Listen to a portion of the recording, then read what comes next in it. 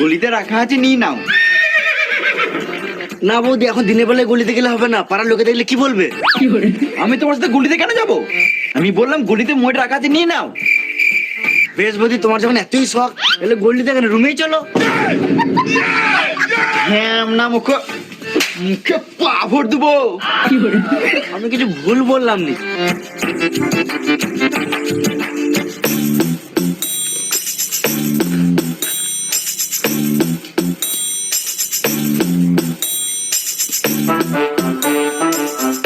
আরে তোরা কেউ একটা মই আনতে পারলি না? কি করে আনবো? কোনো মানুষ তো মন খুলে কথাই বলে না। এলে একটা দড়ি এনেছি, এটাতে কাজ চালা।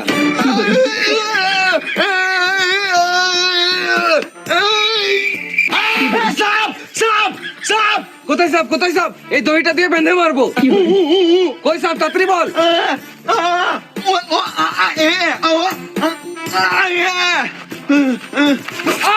কোন শুয়োরের বাচ্চা কামড়ে দিবে? অমর, তোর হাতে সাপটা ফেল। কি? আমার হাতে সাপ? আইডিয়া!